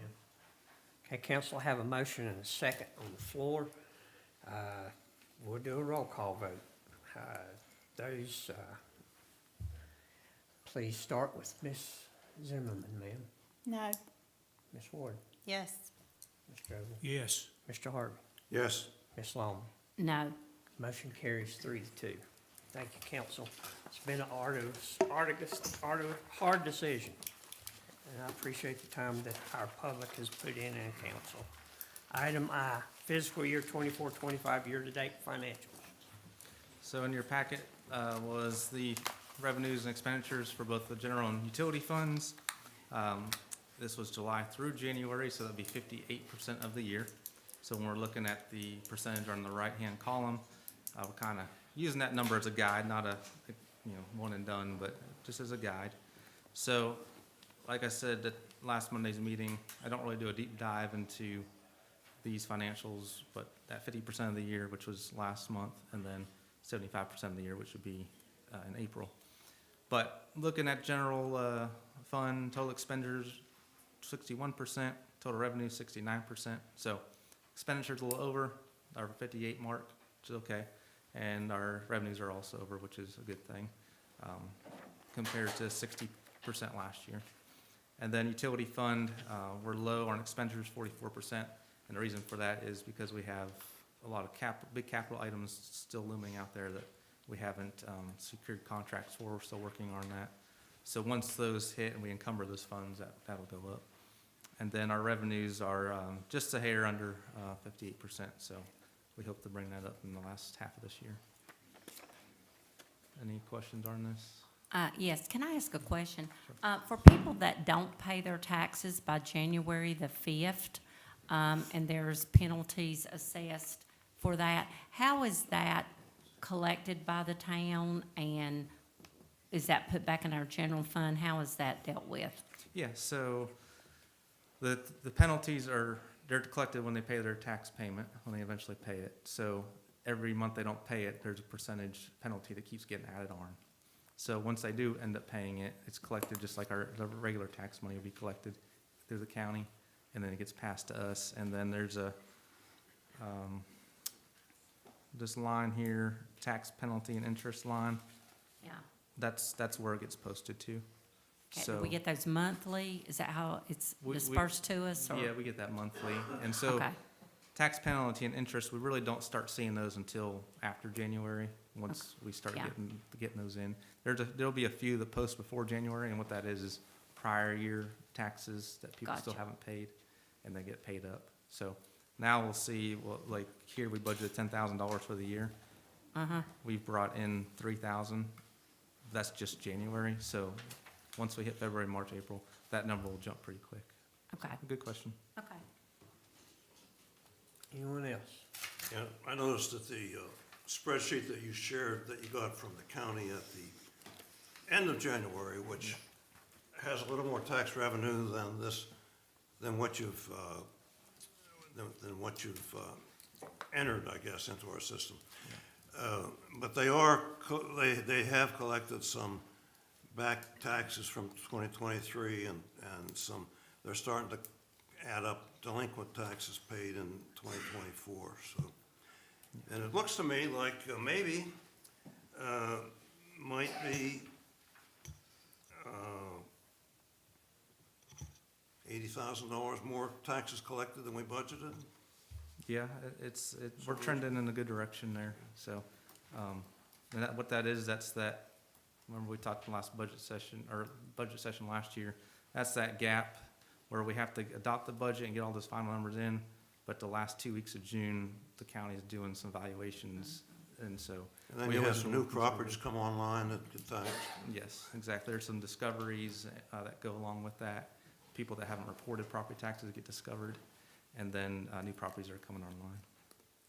Yeah, even better news that I picked up in your year-to-date numbers is that the interest income has already exceeded what was budgeted for the whole year by $213,000, and with 5 months left, that may end up being $400 or so thousand more than was budgeted. Right, so reason for that is, I mean, we're still getting pretty good rates, about 4.5%. Yeah. Also, you know, the less we take out of fund balance, the more we have in investments, so the more investment income are coming. So once we start doing these big projects, like for the dome structure, that's 600-some thousand, that's gonna come out of fund balance. So what I'll do is I'll pull that out of our investments, so that won't be gaining interest anymore. But just keep that in mind, the more we spend down the fund balance, the less I have to invest. So that interest income number could come down if we spend some. Yeah, and Powell Bill gave us $35,000 more than we expected this year, which, Yeah, that's a state highway use tax, that's good. yeah, and that fluctuates year to year, but that was the most we've seen since I've been here. So ABC store is running well again. I don't know if Mr. Heilman's still here, but thanks to him anyway. They're running maybe $60,000 ahead of what we have budgeted, so it's looking like that could be very good. Well, we're gonna cap out at that revenue number. So they brought in a lot in that second quarter, but What'd they do? They're gonna cap out at that budget number. That's what they have in their budget for us. So, but they are doing very well over there. So They're not gonna hold back any profit, are they? no, we've got a budget with them, so we're good. Yeah. That's right, you're on that ABC board. Yeah. And how about this FEMA situation? We had incurred a lot of expenses cleaning up after that storm, and we've, where do we stand? We've applied for some reimbursement. What's happening there? Yeah, so we had nearly $100,000 in damages from FEMA. We've worked on getting, submitting what they call projects for those reimbursements. About 700 of that was in the utility fund. So general fund didn't get hit too hard. It was mainly in the utility fund. So FEMA's still going through all of that, but just recently, some of our smaller projects, particularly for the general fund, some clearing at the park, we claimed that. So those funds are starting to roll in now, so that's a good thing. We're actually the first municipality that I'm aware of that have started getting FEMA funds already, so it just speaks to how good our staff is doing. We were on top of it right away.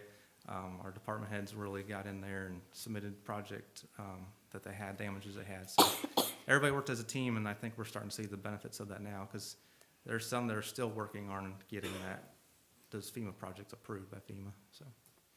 So if we get the reimbursement from FEMA, how much would that impact the general fund? There's only about 100,000 from Only about FEMA. 100,000? Yeah. Utility fund was 700,000. Yeah, that was taken out of the utility fund, wasn't it? Not The majority of it, yeah. Okay. Because the damage to our plants is what, the water and wastewater plants, that's where a lot of the impact was. Yep. Anybody else? Okay. Status of ongoing or approved projects, Mr. White. Okay. Public safety facility. So the review panel, in the statement of qualifications, reviewing those, they've submitted the scoring sheets. So what I'm doing now is I'm compiling that data into a scoring matrix that kind of looks at each evaluation factor. Each evaluation factor has a weighted score to it based on the importance of that factor. And those totals get an average weighted score. March 6th, I believe, we have another meeting with the panel to review those total scores. Then, once everybody agrees on the top 2 or 3,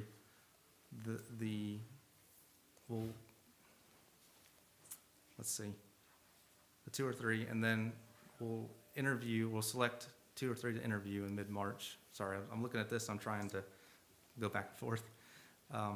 Selected firm will be notified and proposed, and then in early April, hopefully contractor will deliver a phase 1 contract to us so that we can get it over to legal to review. If that goes smoothly, we're hoping for a phase 1 contract presented to council at the May 5th meeting. That's great. So that would be it for phase 1, where we'll do the 30% schematic design study. And I anticipate that to take them a couple months before they can give us some good numbers for all 3 options. Okay. Water plant. Nothing's changed since the last time we talked about it. There's still, this is gonna be a long, ongoing project, so a lot of times, not much is gonna change over the course of a couple months. In addition, a twist on this project is we're working with the city of Lenore, because they're the other partner in this.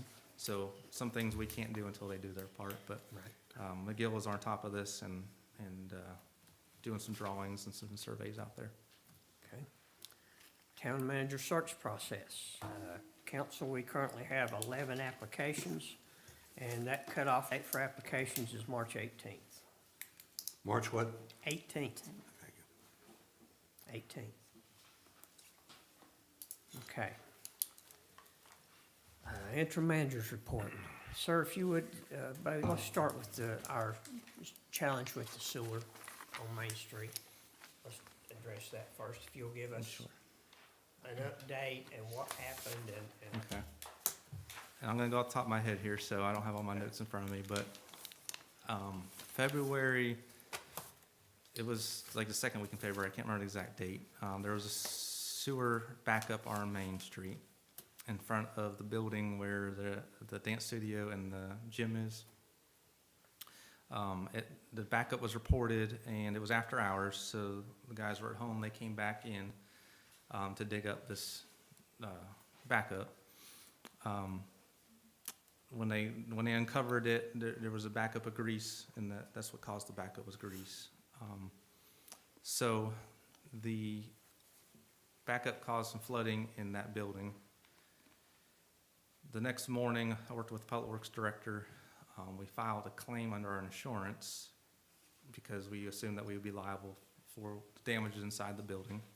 The owner of the building is different than the tenants. So there's a renter of the dance studio and the renter of the gym, but there's an individual that owns the actual commercial building.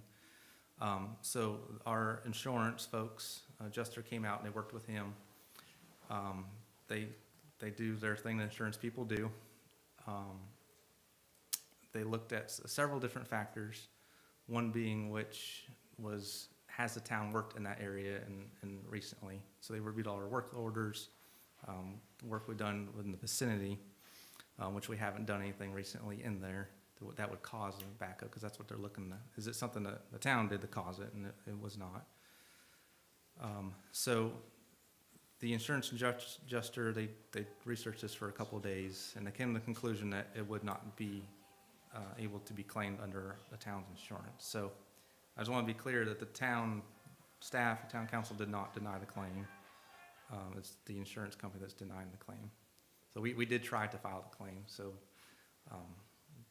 it's actually on the insurance adjuster's end.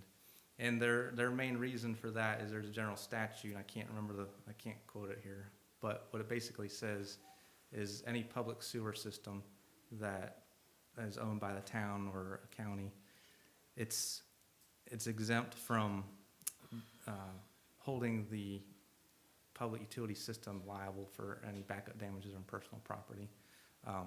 And that's because the county cannot control what's being put down the drains. We can do inspections, which we do inspect our restaurants, their grease traps, things like that.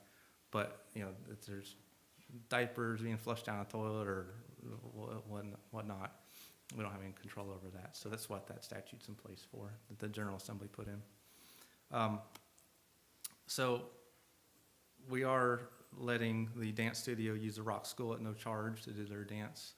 So they do have a place that they can dance there. If the insurance, if it would have covered it, it wouldn't have even gone to the tenants. It would have went to the commercial building property owner. So the tenants, you know, they have, if they have renter's insurance, that could cover the costs. But the property building owner is the one who would be responsible for those repairs. Okay. Questions, council? So this backup wasn't caused by our sewer system? Correct. Is it? Okay. Yeah. It was caused by stuff put in there. Is there another tenant in that building? You talk about a crumbling infrastructure we're having a problem with, and you say it's not our fault. Which is it? Sir, please, have a seat, please. Excuse me. Just a minute, Mr. Harvey. Is there another tenant in that building? There is the gym next door. Or what? The gym next door, the CrossFit gym. Who dumped grease in the sewer? I can't say for sure. Somebody up the line somewhere? Yeah. What, was the sewer break or back up across beside the First Citizens Building? That's where I saw them working. That was a different issue where Spectrum drew a cable through the sewer line. Okay. And it caused some roots to grow in there. Yeah, that's a whole different issue. So where is the dig up that affected the Huffman? It was in front of the building, Okay. in Main Street, yeah. Okay. And neither the building owner nor the tenant had insurance coverage for the damage? Is that what we're I don't know that for sure. Pardon? I can't say for sure what their Yeah. insurance coverage is. Yeah. The bottom line, and I'm gonna paraphrase what you told us, is that it is the town's sewer system, sir. But we have no control over what people put in it. And that's what caused the problem. The backup was caused by excessive grease, but we have no way of knowing where it came from. So that's the situation. To remedy that will have to be done between the building owner and his insurance company. That's where that's at. And I will add too, the state makes us maintain 10% of our sewer lines every year. And that's what you'll see. Remember, we talked in the budget last year about jetting the lines, 10%. We actually did more than that this year, but that's the other thing the insurance adjuster looks at is the town jetting at least 10% of our lines, and we do have proof that we did that this year. So we just maintain those lines like that. Okay. Any further questions, council? Rest of the interim manager's report, please. All right, so Old Colony Players presents the last 5 years at Old Rock School in the Valdese room. That'll be from February 28th to March 9th, Fridays and Saturdays at 7:30, and on Sunday at 2:30. And you can go to oldcolonyplayers.com for more information. Outdoor Adaptive Recreation Day, Friday, March 7th, 2025, from between 10 and 3 at McGallier Falls Park. I heard that's really good to attend if you're able to. The Bluegrass at the Rock presents special consensus Saturday, March 8th at 7:30 p.m. The Lucky Leprechaun Hunt is on Friday, March 14th on Main Street. The Bluegrass at the Rock presents Third Time Out, Saturday, March 22nd at 7:30. Our next agenda review meeting is going to be Monday, March 31st at 6 p.m. here at Town Hall. And then Bluegrass at the Rock again, Lonesome River Band on April 5th at 7:30. And then after that, we've got another council meeting on April 7th at 6 p.m. here at Town Hall. Thank you. Council, your turn. Questions, comments? Mr. Mayor, Yes, ma'am. I would like to say I fought the good fight for the permanent pool structure. I will say I am happy that there will be year-round swimming in Valdese. I think that is very important.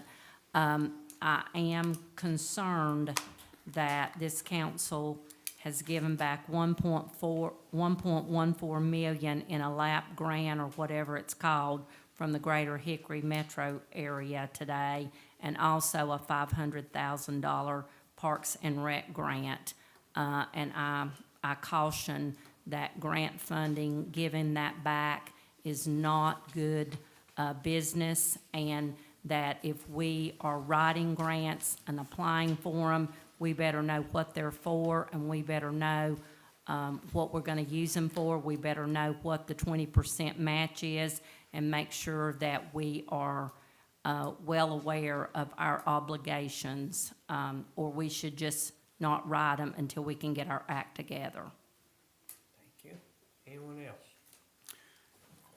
I would like to thank my fellow council members and the hundreds of Valdese residents for the support and patience extended to me, which enabled me to check off one of the most eye-opening experiences on my bucket list. It's with mixed feelings that I look forward to October and my last meeting in this seat on the town council. Meanwhile, I hope that the citizens and taxpayers of Valdese realize the significance of steps this council took tonight toward our commitments a year ago to fulfill the highest priorities in the town's first ever citizen-based strategic plan. There's an essential contribution that citizens could make that might help the council to fulfill our remaining commitments. The biggest remaining commitment, the one that we all said was our most important one to start with, is hiring a town manager. In a public environment and reflecting a little more patience and a little less harsh criticism would surely help to attract the best possible applicants for the town manager position. Perhaps someone as old as me, who has ridden in numerous rodeos in various places, can ignore unjustified criticism more readily than council members who are living here and working here among lifelong friends and whose careers were in serving the public. Nonetheless, the optics of our meetings and the news articles could give pause to a young, talented town manager who would like to work in the greatest little town in North Carolina. And I have to say, of all the citizens out there who could help this council achieve the goals of all citizens, the most influential are those who have occupied these seats in the past. I have to say, it's been puzzling to observe and hear over the last couple of months 3 former occupants of these seats. I'm telling you, the seats from here through Councilman Ogle speak out at these meetings and on social media criticizing this council for things that they had on their agendas for many years before. Wouldn't it be wonderful if we could all just accept the results of the last election and focus on attracting proactive council members and a manager to strengthen Valdese's ranking as the greatest little town in North Carolina? Thank you. Anybody else? Motion to adjourn.